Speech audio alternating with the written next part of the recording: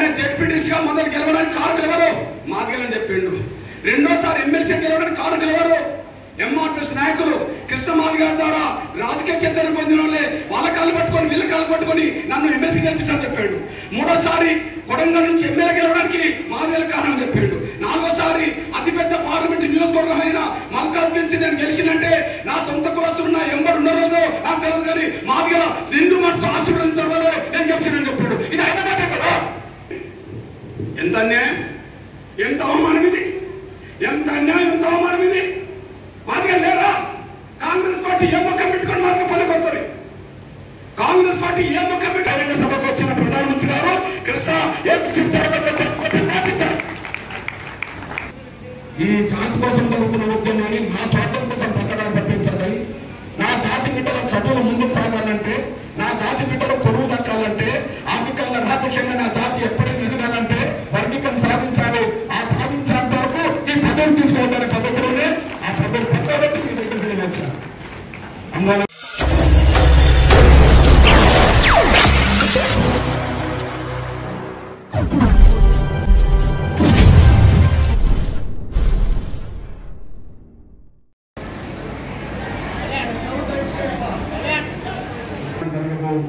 మన దేశ ప్రధానమంత్రి గౌరవ నరేంద్ర మోడీ గారు నిలబెట్టిన బీజేపీ అభ్యర్థి మనందరి సోదరి డికే అన్నక్క గారి గెలుపును ఆకాంక్షిస్తూ మాదిగ ఉపకులాల ఆశీర్వాద సభ జరుగుతున్న సందర్భంగా సభాధ్యక్షులు తమ్ముడు కార్తిక్ మాది గారు, నా సోదరులు కోలార్ పార్లమెంట్ సభ్యులు మహబూబ్నగర్ అధ్యక్షుడు కార్తిక్ ఎంఎస్ఎఫ్ అయ్యప్ప, అదే సమయంలో ఎంఆర్పిఎస్ ఎంఎస్పీ హనుమంతరావు, నాగేష్, డికే నరసింహ, వేదిక మీద ఉండబడే నా చెల్లెలకు, ఈ సోదరులకు, ముఖ్యంగా అందరికీ ప్రతి ఒక్కరికి ముందుగా నా ఉదయపూర్వక నమస్కారం తెలియజేస్తాను. నా తమ్ములకు, పెద్దలకు చిన్న విజ్ఞప్తి. ఇప్పటికే కొంత ఆలస్యం జరిగినమాట వాస్తవం. నేను కూడా గంట ఇక్కడ ఉండలేను కూడా. ఇంకొక మీటింగ్ మనకు మీకోసం, మీ బిడ్డల భవిష్యత్తు కోసమే నేను ఇక్కడికి వచ్చిన విషయం మీరు మర్చిపోయాను. మీ బిడ్డల భవిష్యత్తు కోసం వచ్చాను. నంబర్ 1 ముందే చెప్పాను, కోసమే 30 ఏళ్ల పోరాటం జరుగుతుంది. ఈ ఒక్క విషయం గ్రహించండి. మాదిగ బిడ్డల భవిష్యత్తు కోసమే 30 ఏళ్ల పోరాటం జరుగుతుంది. మాదిగ పిల్లల చదువులు ముందుకు సాగాలని, మన బిడ్డలకు ఉద్యోగాలు కొలువులు సాధించాలని, ఆర్థికంగా రాజకీయంగా పైకి రావాలని 30 ఏళ్ళుగా మీ బిడ్డగా, మీ అన్నగా ఈ పోరాటాన్ని నడిపిస్తున్నా మీ అందరి ఆశీర్వాదంతో, సహకారంతో. 94లో మొదలుపెట్టిన మన పోరాటం ఇప్పటికీ కొనసాగుతుందంటే 2024 30 ఏళ్ళు. ఈ 30 ఏళ్ళలో మన జాతిని ఎట్లన్నా గెలిపించాలనే తపనతోటే కష్టపడుతున్నా. నేను ఒక మాట అన్నా చూడండి, నేను మీకోసం వచ్చాను కానీ నా కోసం రాలేదు అని. ఇక్కడ మీ అన్నగా చెప్తున్నాను, నా కోసమే నేను రావాలనుకుంటే ఈరోజు నేను ఇక్కడికి రావాల్సిన అవసరం లేదు. ఎందుకంటే మీ అన్నగా చెప్తున్నాను, ఈ 30 ఏళ్లలో ఎన్నో పార్టీలు నాకు పదవులు ఇవ్వడానికి ప్రయత్నం చేసినాయి. ఎన్నో పార్టీలు నాకు పదవులు ఇచ్చినాయి కూడా. కానీ ఏ పదవి కూడా నేను ఆశించకుండా నా జాతి భవిష్యత్తు కోసమే పోరాటం చేస్తున్నా.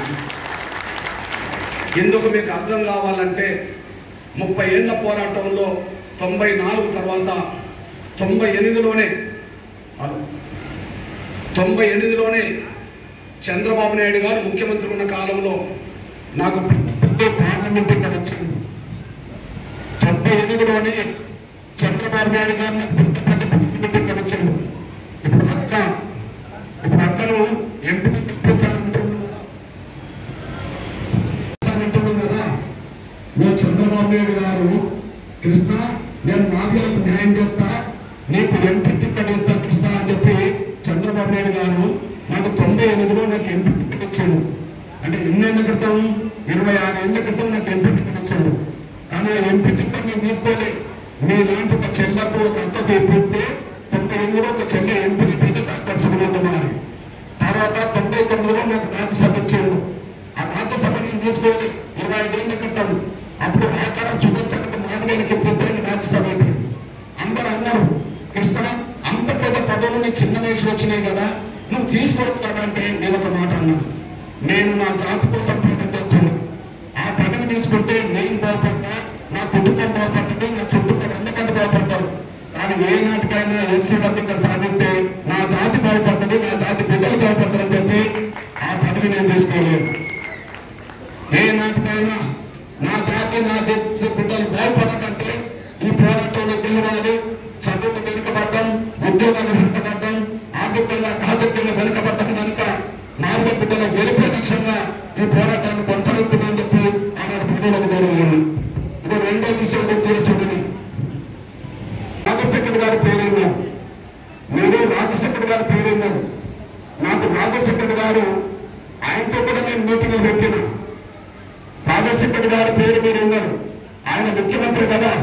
ఇలా చూడండి, లక్ష్మణ్ గారికి పిలిపించి నేను మీటింగ్ పెట్టిన. మీటింగ్ పెట్టి వర్గీకరణ గురించి నేను ఆయన ఒత్తిడి పెట్టిన. ఆయన నాకు 2 పదవులు ఇచ్చిండు. 2007లో నాకు ఎమ్మెల్సీ ఇచ్చి నన్ను మంత్రి చేస్తానన్నాడు. 2007 అంటే ఎన్నేళ్ల క్రితంలో, 17 ఏళ్ల క్రితం. 2007లో నాకు ఎమ్మెల్సీ ఇచ్చి మంత్రి చేస్తా అన్నాడు. నేను తీసుకోకుండా మన కులానికి ఇప్పించా. 2009లో నాకు వరంగల్ పార్లమెంట్ సీటు 2009లో నాకు వరంగల్ పార్లమెంట్ సీటు రాజశేఖర్ గారు నాకు ఇచ్చే ప్రయత్నం చేసిండు. నేను తీసుకోలేదు, మనోళ్ళకి ఇప్పించే ప్రయత్నం చేశాను. నేను ఎమ్మెల్సీ తీసుకోకపోతే రాజేశ్వరానికి మాదిగ తమ్మునికి ఇప్పించా. నేను ఎంపీ తీసుకోకపోతే సిరిసిల్ల రాజ్యాన్ని మాదిగానికి ఇప్పించా. అంటే 17 ఏళ్ల క్రితం నా వంతుగా నేను పదవులు ఎదుర్కొన్న జాతి కోసమే నిలబడ్డా. అది మీ బిడ్డల భవిష్యత్తు కోసం అనేసి మేము తీసుకొస్తున్నాను. ఇకపోతే 2013లో రాజశేఖర్ గారు కొడుకు జగన్మోహన్ గారు నాకు ఎంపీ పదవి ఇచ్చిండు రాజ్యసభ. నేను రాజ్యసభ వద్దనుకున్నా. నేను వద్దనుకున్న రాజ్యసభను మీ అందరూ తెలుసు, బీసీ సంక్షేమ సంఘం నాయకుడు ఆర్కెస్ట్రాన్న ఆయన పార్టీలో జరిగితే ఆయన రాజ్యసభ ఆయనకు వచ్చేసింది. నేను పదవి వదులుకున్నా. ఇప్పుడు నేను ఒక మాట చెప్తున్నా, ఇది 2024 మే 11 ఎన్నికలు జరగబోతున్నాయి కదా. ఇప్పుడు నేను ఎవరి గెలుపు కోసం వచ్చాను? అక్క డీకే అన్న గెలుపు కోసం వచ్చాను. నేను ఇక్కడ రావాల్సిన అవసరం ఉండేది కాదు. ఎందుకు? నేనే కనుక ఎన్నికల్లో టికెట్ తీసుకుంటే నేను ఇక్కడ వచ్చే అవకాశం లేదు. ఎందుకు లేదు? నాకు వరంగల్ టికెట్ బీజేపీ నాకు ఇవ్వబోతుందని, వరంగల్ టికెట్ బీజేపీ నాకు ఇస్తుందని అన్ని పత్రికలు అన్ని ఎలక్ట్రానిక్ ప్రచారం చేసింది. కృష్ణమాన్ గారికి వరంగల్ టికెట్ ఖాయమైంది. కృష్ణమాన్ గారు వరంగల్ టికెట్ బీజేపీ టికెట్ నిలబడుతున్నాడు. ఆయనకు సంబంధించిన విషయంలో బీజేపీ గౌరవ నరేంద్ర మోడీ గారు ఆశిస్తున్నాడని చెప్పి ప్రచారం కూడా జరిగింది. అయినప్పటికీ ఆ సీటు నేను వదులుకున్నా. మన కులస్తులకు 6 ఎమ్మెల్యేస్ ఇప్పించా. రేపు ప్రధానమంత్రి ఒక వరంగల్కి రాబోతున్నాడు. నేను ఇక్కడికి వచ్చేసాను. ఎందుకు? 98లో 26 ఏళ్ల క్రితం ఎంపీ పదవి ఎందుకు వదులుకున్నా? 99లో రాజ్యసభ ఎందుకు వదులుకున్నా? 2007లో ఎమ్మెల్సీ మంత్రి ఎందుకు వదులుకున్నా? 2009లో వరంగల్ పార్లమెంట్ సీట్ ఎందుకు వదులుకున్నా? జగన్మోహన్ గారు ఇచ్చిన 2013లో రాజ్యసభ ఎందుకు వదులుకున్నా? ఈ సమయంలో నేను ఎంపీ పదవి ఎందుకు అక్కడ వదులుకున్నా అంటే, ఈ జాతి కోసం జరుగుతున్న ఉద్యమాన్ని నా స్వార్థం కోసం పక్కన పట్టించాలని, నా జాతి బిడ్డల చదువులు ముందుకు సాగాలంటే, నా జాతి బిడ్డల కొలువు దక్కాలంటే, ఆర్థికంగా రాజకీయంగా నా జాతి ఎప్పుడైనా ఎదగాలంటే వర్గీకరణ సాధించాలి. ఆ సాధించేంత వరకు ఈ పదవి తీసుకోవడానికి పద్ధతిలోనే ఆ పదవి పక్కబెట్టి మీ దగ్గరికి నేను వచ్చాను. అమ్మాసం కాదు, మీ బిడ్డల భవిష్యత్తు కోసం. నంబర్ 1, మీ బిడ్డల చదువులు ముందుకు సాగాలని మీ మనసులో ఉంటే, మీ బిడ్డల చదువుకున్న బిడ్డలకు ఉద్యోగాలు కొడుకులు దక్కాలని మీ మనసులో ఉంటే, ఆర్థికంగా పేదరికంలో బతుకున్న మన బతుకులు పేదరికం పోయి బాగుపడాలంటే, రాజకీయంగా మన పరిస్థితికి రావాలంటే, ఈ ఎన్నికల్లో మీ బిడ్డకు చెప్తున్నా, మీకు అన్నకు కళ్ళ గుర్తుగా ఓటేస్తేనే మన జాతి బిడ్డలకు భవిష్యత్తు ఉంటుంది. అది నరేంద్ర మోడీ గారు 3 సార్లు ప్రధానమంత్రి అవుతారు. నో కాంగ్రెస్ బీఆర్ఎస్ గురించి పట్టించుకోబాకండి. కూడా బీఆర్ఎస్ గురించి పట్టించుకోబాకండి. బీఆర్ఎస్ దళితులు మోసం చేసింది కేసీఆర్. మాదిగలు అడగదొక్కే ప్రచారం చేసింది కేసీఆర్. మనల్ని జైల్లో పెట్టే ప్రచారం చేసింది కేసీఆర్. మంత్రివర్గంలో మనకు స్థానం లేకుండా చేసింది కేసీఆర్. అన్ని రకాలుగా దగా చేసింది కేసీఆర్. ఆ కేసీఆర్ నిలబెట్టిన అభ్యర్థిని పట్టించుకోబాకండి. అసలు ఓటు వేయబోకండి. అదైతే మునిగిపోయినట్టే. కానీ కాంగ్రెస్ ఎందుకు వెళ్ళదంటున్నా? ఇగో మీ అన్నగా చెప్తున్నా, దేశానికి ప్రధానమంత్రి కావాలంటే గౌరవ నరేంద్ర మోడీ గారు కావాలని నేను కోరుకుంటున్నా. రాహుల్ గాంధీ వద్దని నేను అంటున్నా. మల్లికార్జున ఖర్గే వద్దంటున్నా. కాంగ్రెస్ వద్దంటున్నా. ఎందుకు వద్దంటున్నా? ఎస్సీ వర్గీకరణ చేయాలంటే ఇప్పుడు నేను ఎవరి దగ్గరికి పోతున్నా? ఎందుకు పోతున్నా? ప్రధానమంత్రి తనే కాబట్టి పోతున్నా. ప్రధానమంత్రి తనే కాబట్టి, సమస్య పరిష్కరించాల్సింది తనే కాబట్టి నేను ఆయన చుట్టుకుంటున్నా. ఆయన కూడా చేస్తాను ముందుకు వచ్చింది.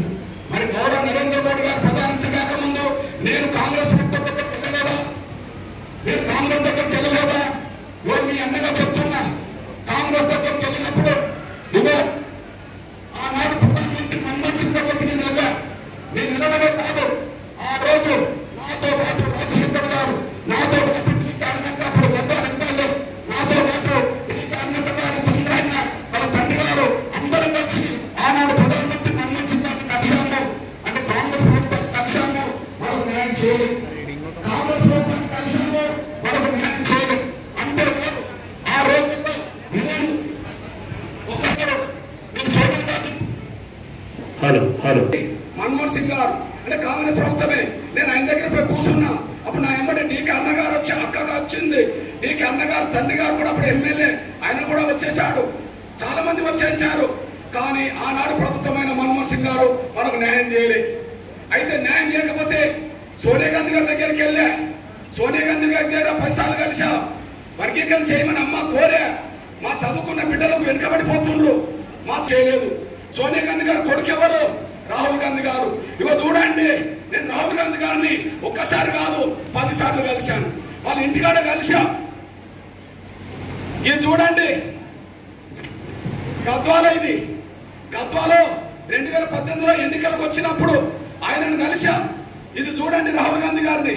అదే సమయంలో ఆయనను కలిసి ఎన్నోసార్లు వినతి పత్రం ఇచ్చా, ఎన్నోసార్లు ఆయనతో కలిసి నడిచా. ఆయన న్యాయం చేయలేదు.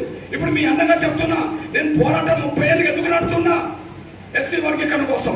ఎస్సీ వర్గీకరణ జరిగితే ఏమవుతుంది? మాదిగ పిల్లలకు చదువులు వస్తాయి. ఎస్సీ వర్గీకరణ జరిగితే మాదిగ బిడ్డలకు కొలువులు వస్తాయి. మాదిగ బిడ్డలు ఆర్థికంగా రాజకీయంగా బాగుపడతారు. మరి ఇవన్నీ బాగుపడాలనే కదా నేను ఆనాడు ప్రధానమంత్రి మన్మోహన్ సింగ్ గారిని కలిసింది. నా జాతి బిడ్డలకు మేలు జరగాలనే కదా సోనియా గాంధీని కలిసింది. నా జాతి బిడ్డలకు మేలు జరగాలని కదా రాహుల్ గాంధీని కలిసింది. సోనియా గాంధీని కలిసినా, రాహుల్ గాంధీ కలిసినా, ప్రధానమంత్రి కలిసినా న్యాయం జరగలేదంటే కాంగ్రెస్ పార్టీ మాదిగలు మోసం చేసింది. కాంగ్రెస్ పార్టీ మాదిగలు మోసం. నంబర్ 1, కాంగ్రెస్ మాదిగలు మోసం చేసింది. కాంగ్రెస్ పార్టీ మాదిగలు మోసం చేసింది. పెద్ద ఆయన గురించి ఇప్పుడు మాట్లాడుతున్నా. ఇగో మీ బిడ్డగా నేను మీ బిడ్డను. నా పిల్లల బతుకు బాగుపడాలి, నా కులస్తులు బాగుపడాలి. అందువల్ల ఎవరి దగ్గర కంటే వాళ్ళ దగ్గర పోయాను. ఎవరు మేలు చేస్తా అంటే నేను వాళ్ళకి అండగా నిలబడ్డా. ఈ నేపథ్యంలో మీ అన్నయ్య చెప్తున్నా, ముందు నేను కాంగ్రెస్ దగ్గరికి ఎందుకు పోయినా? పరిపాలించింది వాళ్ళే కాబట్టి. మరి ఇప్పుడు గౌరవ నరేంద్ర మోడీ గారే కదా పరిష్కరించాల్సింది. ఆయన దగ్గర పోయినా. ఇగో గౌరవ నరేంద్ర మోడీ గారిని కలిసి ఒక వినతి పత్రం ఇచ్చా. అయ్యా, మమ్మల్ని కాంగ్రెస్ మోసం చేసింది. మా జాతి తరఫున మాట్లాడేటోళ్ళు ఎవరు లేరు, మా తరఫున అడిగేటోళ్ళు ఎవరు లేరయ్యా, మాకు న్యాయం చేయాలని చెప్పి పెద్ద అయిన ప్రధానమంత్రి గారికి ఓ వినతి పత్రం ఇచ్చాడు వరంగల్లో. వరంగల్లో వినతి పత్రం ఇచ్చినప్పుడు ఆయన చదువుకున్నాడు. చదువుకొని ఏమన్నాడంటే, కృష్ణ, కాంగ్రెస్ మిమ్మల్ని మోసం చేసింది, అందరు మిమ్మల్ని మోసం చేసింది, కానీ నేను మాత్రం మా దగ్గర న్యాయం చేస్తా కృష్ణ అని చెప్పి దగ్గర తీసుకొని ఎత్తుకున్నాడు. ఎవరు ఎత్తుకున్నారు? ప్రధానమంత్రి. మాదిగలంటేనే చిన్న చూపు చూసే సమాజంలో, మాదిగలంటేనే అవమానించే సమాజంలో, మాదిగని పేరు చెప్పుకోనికి సిగ్గుపడే ఈ బతుకులను గౌరవ ప్రధానమంత్రి నరేంద్ర మోడీ గారు గుండె కత్తుకొని, కృష్ణ నేను ఏపీసీ చెప్తా, కృష్ణ నేను న్యాయం చేస్తా, మీకు న్యాయం చేస్తా కృష్ణ అని చెప్పి ఆయన మాట్లాడిండు. మీ బిడ్డగా ఇప్పుడు చెప్తున్నా, ఒకసారి ఆలోచించండి. అప్పుడు నేను గదిలో ఒక మాట అడిగా, సార్ మీరు నా ముందు చెప్తున్నారు సార్, ఒక గదిలో నా ముందు మాట్లాడుతున్నారు సార్, నేను బయటికి వెళ్ళి నేను చెప్పాల్సి వస్తుంది సార్, ప్రధానమంత్రి గారు మరొక మాట ఇచ్చిందని చెప్పి. నా మాట సమాజం నమ్మకపోవచ్చు సార్, నా మాట మాదిగలు కూడా నమ్మకపోవచ్చు సార్. దయచేసి మీరు ఎంతో బిజీలో ఉంటారు, ఒక గంట నాకు సమయం సార్. ఎప్పుడన్నా ఒక గంట సమయంలో నా మాదిగలందరినీ లక్షల మందిని తరలిస్తా, ఆ మీటింగ్ వచ్చి ఆ మీటింగ్ లో చెప్పు సార్ అని నేను చెప్పాను. ఆయన ఏమన్నాడు? కృష్ణ, నీకు చెప్పిందే న్యాయం అనుకోండి నేను అనుకుంటున్నప్పుడు, నేను చేస్తానని నమ్మకం నీకున్నప్పుడు నాకు కూడా ఉంది కదా, నువ్వు మీటింగ్ పెట్టు, ఖచ్చితంగా మీటింగ్ వచ్చి చెప్తానని చెప్పడం జరిగింది. అప్పుడు జరిగినాడు హైదరాబాద్ లో విశ్వరూప మహాసభ. మాదిగలు విశ్వరూప మహాసభ పెడితే లక్షల మందిలో బహిరంగ సభకు వచ్చిన ప్రధానమంత్రి గారు కృష్ణ ఆ మాట నిలబెట్టుకోవడానికి కమిటేశారు. సుప్రీంకోర్టుకు ఎస్సీ వర్గీకరణ మీద సుప్రీంకోర్టులో అటార్నీ జనరల్, సొలిసిటర్ జనరల్ కలిసి వర్గీకరణ త్వరగా చేసేటట్టుగా కేంద్రం ద్వారా సుప్రీంకోర్టు తెలియజేశారు. రేపు మాపో సుప్రీంకోర్టు తీర్పు రాబోతుంది. రేపు వస్తుందా, ఎల్లుండి వస్తుందా, 10 రోజులు వస్తుందా, పక్క పెట్టేసేయండి. బహుశా అది ఎన్నికలు అయిపోయిన తర్వాత అది జూన్లో రావచ్చు, ఎప్పుడైనా రావచ్చు. ఎప్పుడన్నా వర్గీకరణ కనుక జడ్జిమెంట్ వస్తే మాదిగ జాతి గెలిస్తే 100 తరాల బిడ్డలకు నడుచుకోండి. కర్నూలుకు వచ్చినప్పుడు మాదిగల గురించి మాట్లాడిపోయిండు. నిన్నగాక మొన్న జహీరాబాద్ వచ్చినప్పుడు మాదిగల గురించి మాట్లాడిపోయిండు. అంతకుముందు పటాన్చేరులో వచ్చిన మాదిగల గురించి మాట్లాడిపోయిండు. నిన్న ఈనాడు ఇంటర్వ్యూలో కూడా తెలంగాణ, ఆంధ్ర, కర్ణాటక మాదిగలకు ఎప్పటి నుండో జరుగుతున్న అన్యాయాన్ని సరిదిద్దే బాధ్యత నేనే తీసుకుంటా వర్గీకరణ చెప్పేశాడు. ఇప్పుడు మీ అన్నగా చెప్తున్నా, రాహుల్ గాంధీ చుట్టూ నేను తిరిగాను కదా, ఒక లేఖ రాయలే. సోనియా గాంధీ చుట్టూ తిరిగాను కదా, మనకు న్యాయం చేయలే. మన్మోహన్ సింగ్ ప్రధానమంత్రి చుట్టూ తిరిగాను కదా, వర్గీకరణ చేయలే. మనల్ని మోసం చేసింది రాహుల్ గాంధీ అయినప్పుడు, మనకు అన్యాయం చేసింది సోనియా గాంధీ అయినప్పుడు, మనల్ని దగా చేసింది మన్మోహన్ సింగ్ గారు అయినప్పుడు, వాళ్ళకు ఓట్లేయడం కంటే మన బిడ్డల భవిష్యత్తు కోసం ఆలోచించే నరేంద్ర మోడీ గారికి నరేంద్ర మోడీ గారిని 3వ ప్రధాని చేయడం అంటే మన బిడ్డల భవిష్యత్తు బాగు చేసుకోవడం, అక్కను గెలిపించుకోవడం అంటే మన బిడ్డల్ని ముందుకు నడిపించడం. కాబట్టి అక్క ఎవరో కాదు, మన ఇంట్లో మన రక్తం పంచుకునే బిడ్డగా భావించుకొని ఆమె గెలుపు కోసం అక్క చెల్లెలందరూ కష్టపడాల్సిన వ్యక్తులు. మన ఇంట్లో మన రక్తం పంచుకున్న మన బిడ్డ నిలబడ్డది అనుకుందాం, మీ అక్క నిలబడ్డది అనుకుందాం, నా చెల్లె నిలబడ్డది అనుకుందాం, నా అక్క నిలబడ్డది అనుకుందాం, మన తల్లి నిలబడ్డది అనుకుందాం. మాదిగ బిడ్డల బతుకు మారాలంటే నరేంద్ర మోడీ గారు ప్రధానమంత్రి కావాలి. ఆయన ప్రధానమంత్రి మరోసారి కావాలంటే ఇక్కడ డీ క్యాబినెట్ గెలవాలి. డీ క్యాబినెట్ గెలవాలంటే మనందరూ నెంబర్ 1 నరేంద్ర మోడీ గారు న్యాయం చేయబోతున్నాడు. రెండోది, ఈ ఎన్నికల్లో మనం అందరూ మాదిగలనే అవుతాయి. ఒక్కసారి ఆలోచించండి, ఈ ఎన్నికల్లో మనల్ని కాంగ్రెస్ దగా చేసింది, ఈ ఎన్నికల్లో కాంగ్రెస్ వంచింది, అసలు మాదిగలే లేనట్టుగా ప్రయత్నం చేసింది. రేపు ఎస్సీ వర్గీకరణ జరగాలంటే ఒకవేళ పార్లమెంట్ లో జరగాలనుకో, పార్లమెంట్ లో జరగాలంటే అది చర్చ జరగాలి. చర్చ జరగాలంటే మాదిగ బిడ్డలు మరి ఎవరున్నారా? మాదిగ బిడ్డలు ఎవరున్నారు? కాంగ్రెస్ దగా చేసింది ఎన్నికల్లో. తెలంగాణ రాష్ట్రంలో 170% మంది మాదిగలు, తెలంగాణ రాష్ట్రంలో 100కి ఎస్సీలో 70% మంది మాదిగలు. ఇవాళ 3 నియోజకవర్గాలు లోక్సభ, ఎస్సీ నియోజకవర్గాలు ఎన్ని? మొత్తం జనరల్లో 17 స్థానాలు తెలంగాణలో ఉంటే అన్న 3 స్థానాలు ఉన్నాయి.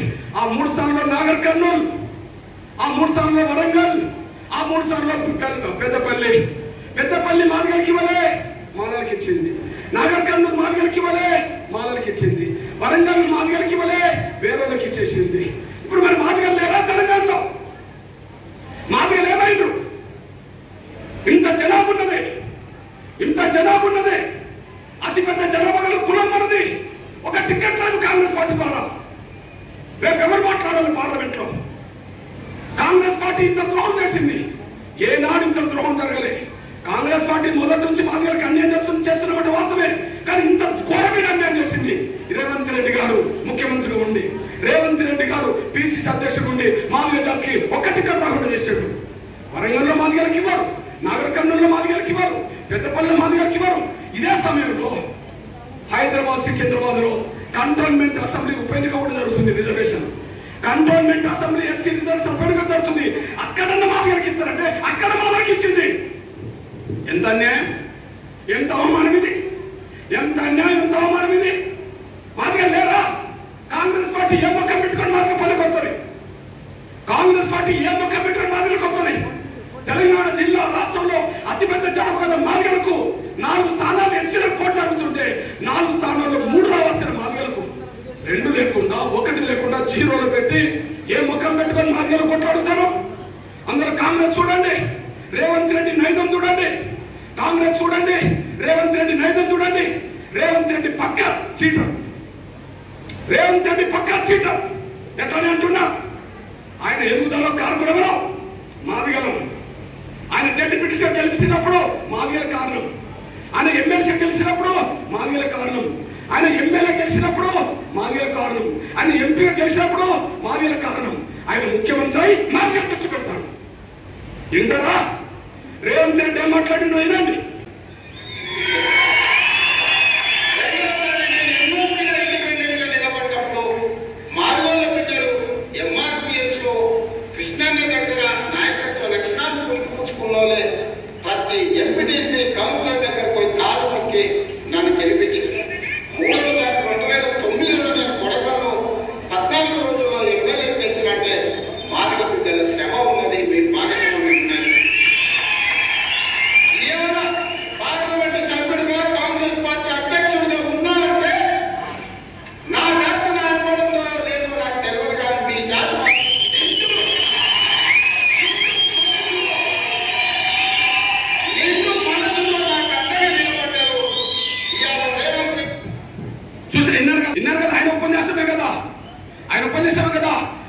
జడ్పీటీసీగా మొదలు గెలవడానికి కారకులు ఎవరు?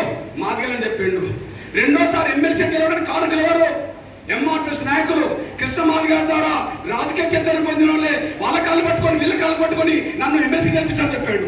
మూడోసారి కొడంగల్ నుంచి ఎమ్మెల్యే గెలవడానికి మాదిగల కారణం చెప్పాడు. నాలుగోసారి అతిపెద్ద పార్లమెంట్ నియోజకవర్గమైన మల్కాజ్ నుంచి నేను గెలిచినంటే నా సొంత కులస్తులు నా ఎంబడి ఉన్నారో నాకు తెలియదు, కానీ మాదిగల నిండు మనసు ఆశీర్వదించడం వల్ల నేను గెలిచినని చెప్పాడు. ఇది ఆయన మాట కదా.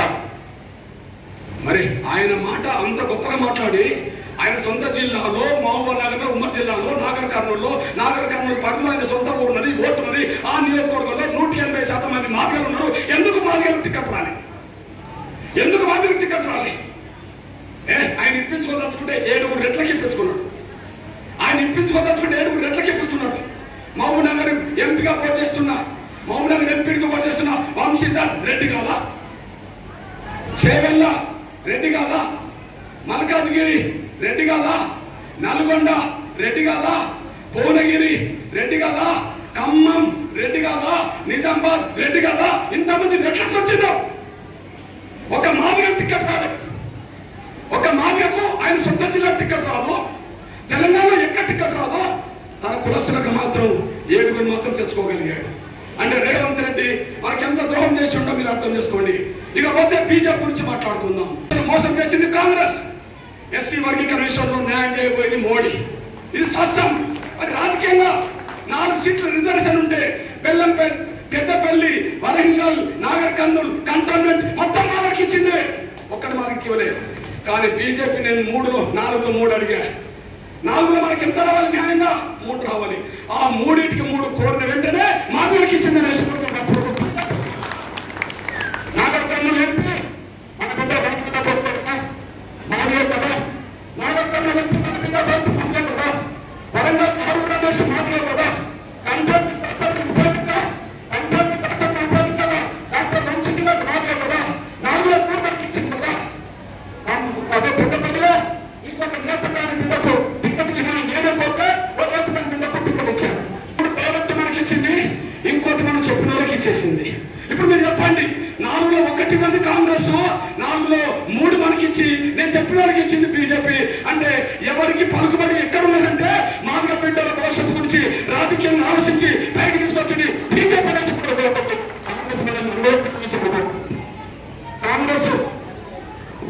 కాంగ్రెస్ ఈ ఎన్నికల్లో 1 సీటు ప్రతి వాస్తవం కాదా? బీజేపీ మనసుకి వచ్చింది వాస్తవం కాదా? కాంగ్రెస్ మోసం చేసింది వాస్తవం కాదా? బీజేపీ న్యాయం చేసింది వాస్తవం కాదా? దీన్ని అర్థం చేసుకొని పేరు వేసుకోండి. ఎవరికి ఓట్లు వేయాలని కాదా? నేను మీ బిడ్డను, నేను మీ అన్నను, మీ తమ్ముడిని. నాకు ఏ పార్టీకి సంబంధం లేదు. తెలుగుదేశం టికెట్ తాను నేను తెలుగుదేశం లేరులే, కాంగ్రెస్ టికెట్ తంటే నేను కాంగ్రెస్ లేరే, నేను వైసీపీ టికెట్ తంటే నేను చేరలే, బీజేపీ నాకు ఇవ్వబోయినా కూడా బీజేపీలో చేరలే.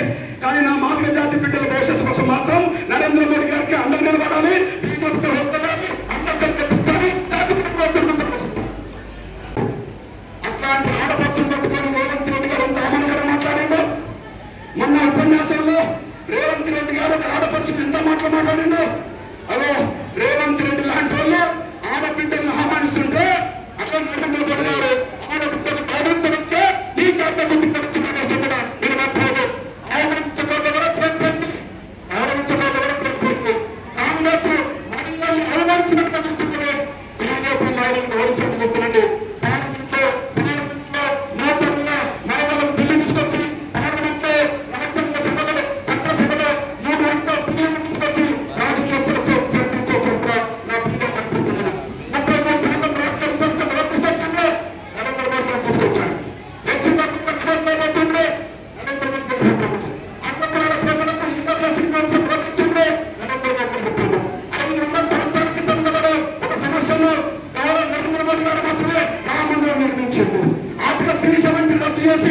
దేశాన్ని ఒక తాటి నిలబెట్టే ప్రయత్నం చేసిండు. రాజ్యాంగాన్ని గౌరవించే వ్యక్తి, రిజర్వేషన్ గౌరవించే వ్యక్తి ఒక నరేంద్ర మోడీ గారి దేశం చరిత్ర సాక్ష్యం కనిపిస్తున్నది. అందుకని మీ అన్నలు చెప్తున్నాను నేను, మన బతుకులు మారాలంటే దేశం బాగుపడాలంటే, మన మాదిగల బతుకులు బాగుపడాలంటే దేశం బాగుపడాలి.